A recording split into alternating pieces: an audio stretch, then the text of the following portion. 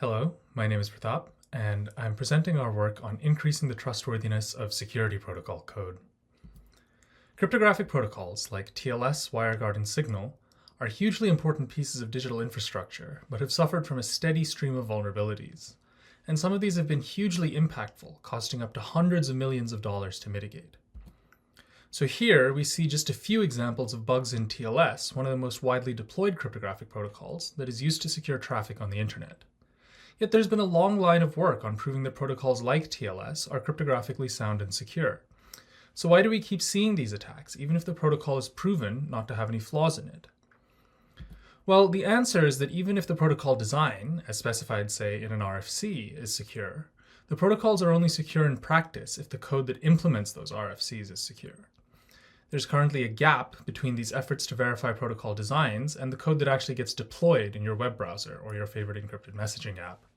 And some of these attacks target that gap. Our tool, OwlC, seeks to fill that gap. OwlC is a security-preserving compiler that translates protocol designs at the level of abstraction of an RFC into executable code that is formally verified to be secure. In particular, our security property guarantees that there are no explicit information leakages, where the code writes a secret to a public output, and no implicit information leakages via classic digital side channel attacks against timing and memory. We do so via a novel mechanism for controlling effects in code that lends itself to a high degree of automation.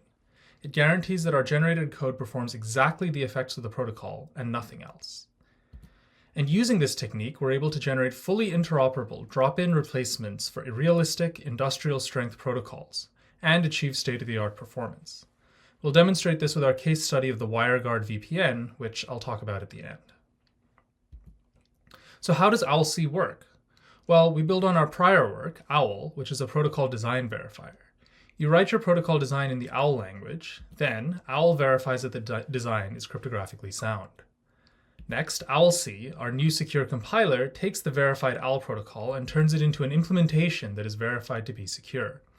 The implementation is in Rust and verified using Verus, a new automated program verifier for Rust that we've been developing. Before we get into details on OwlC, let's see what the source language for our compiler looks like, the OWL language. So here's an example of the client code in a simple client-server protocol.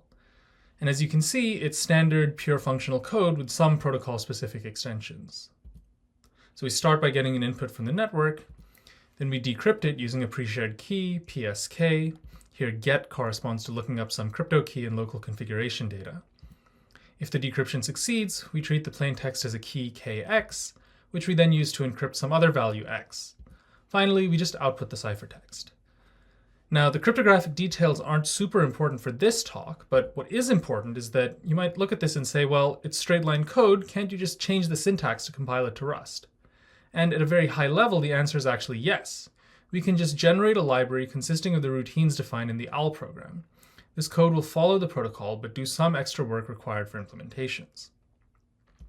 For example, this Rust code needs to allocate a buffer for the ciphertext and encrypt X into that buffer. That's what these lines are doing. So it's straightforward enough to generate this Rust code, but a malicious or buggy compiler could insert extra input-output calls that leak secrets to the adversary. So here, we're leaking the secret value KX in plaintext, which is clearly bad.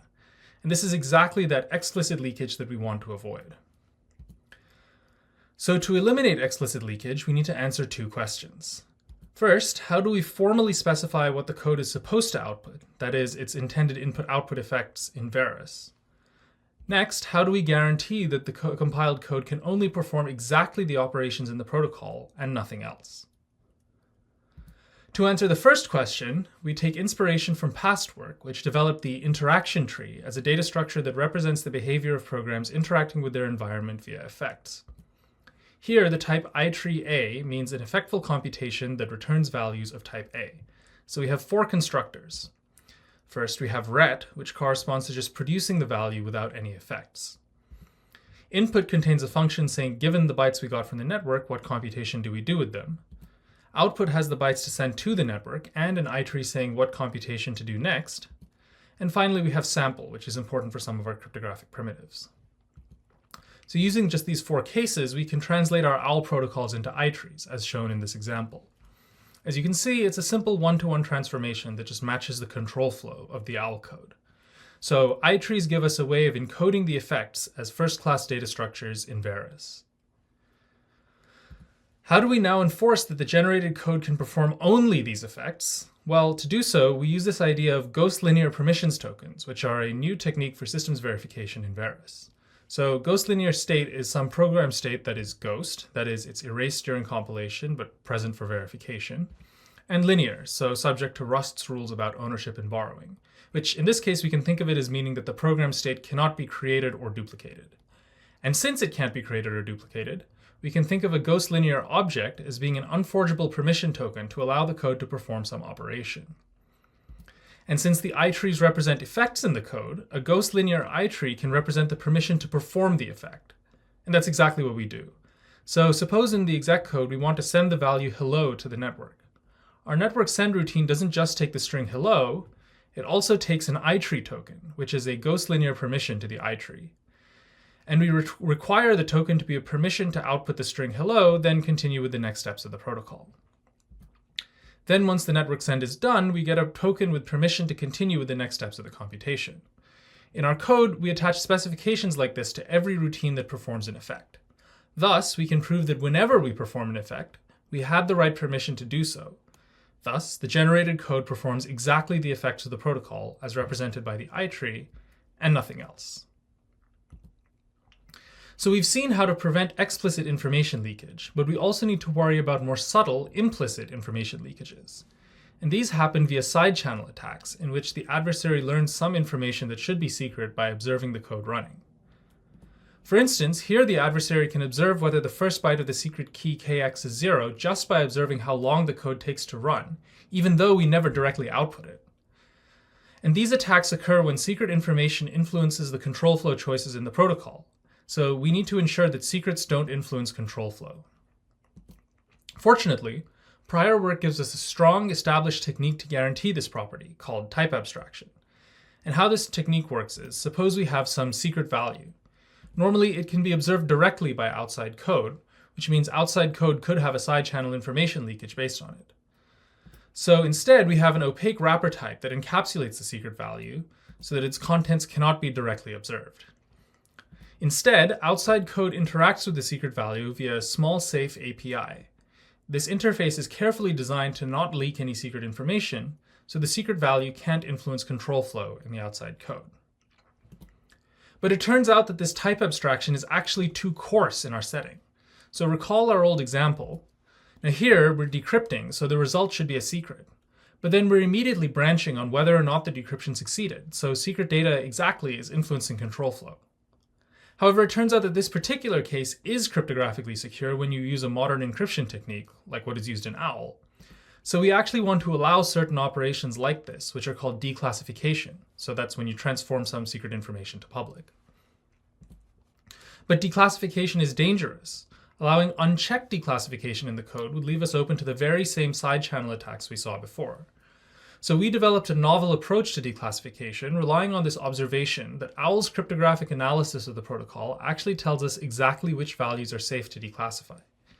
So if we treat declassification as an effect, our previous I-tree and token machinery can control declassification as well.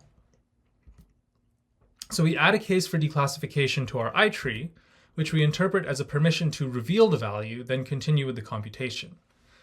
So for instance, we can use this to reveal whether a decryption operation succeeded without revealing the value of the plaintext. Thus, we can guarantee that there are no implicit leakages in our generated code.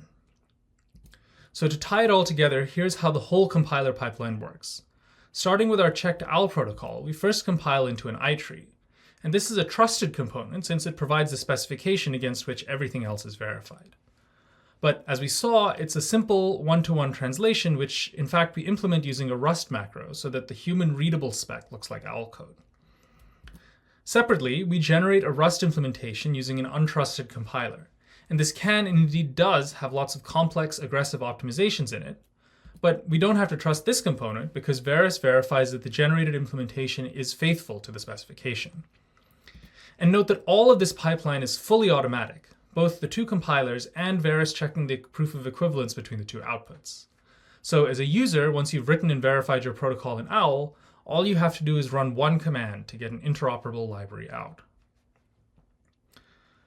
So to conclude, I'll briefly mention our case study of WireGuard, which is a modern virtual private network protocol that's very widely deployed. For the past several years, for instance, it's shipped in the Linux kernel. So following the workflow I described earlier, we modeled the core protocol logic of WireGuard in OWL, check it using the OWL verifier, then use OwlC to generate a verified Rust implementation. And this gives us a library of routines for the core protocol logic of WireGuard. To produce a full implementation, we need to add a few more pieces of functionality that, for instance, connect to the OS's network stack and handle multi-threading. And we can just reuse these components. We use them from WireGuard Go, the fastest open source implementation of WireGuard that we know of. So by combining these components with our generated core protocol library, we get a fully functional WireGuard implementation that can be a drop-in replacement for the code in your Linux kernel. And our generated code achieves good performance. So I'm showing our main benchmark here, which uses a synthetic network setup. We're measuring the end-to-end throughput of the WireGuard tunnel on the y-axis, so higher is better, and we're configuring varying amounts of network delay between the endpoints on the x-axis. First, we have our baseline, WireGuard Go, and as you can see, it has a very high throughput with 0 line delay, but quickly becomes bottlenecked by the network latency. Next, we have the Linux kernel implementation of WireGuard. And as we see, it's not quite as fast as WireGuard Go, getting consistently about 2/3 the end-to-end throughput. And finally, we have our code, which is based on WireGuard Go, but uses our verified protocol core. And we see here that it has almost exactly the same performance as the baseline WireGuard Go, incurring a maximum overhead of just 6%. And that's under extremely optimistic assumptions of the network latency of only 1 millisecond. And we significantly outperform the kernel version. So in realistic settings, our code performs just as well as the fastest implementation of this protocol. And the reason we get this good performance is that OwlC's implementation of the cryptographic core operations of WireGuard is just as fast as the baseline's hand-optimized cryptographic core. So the code we're adding doesn't become the bottleneck in the end-to-end performance.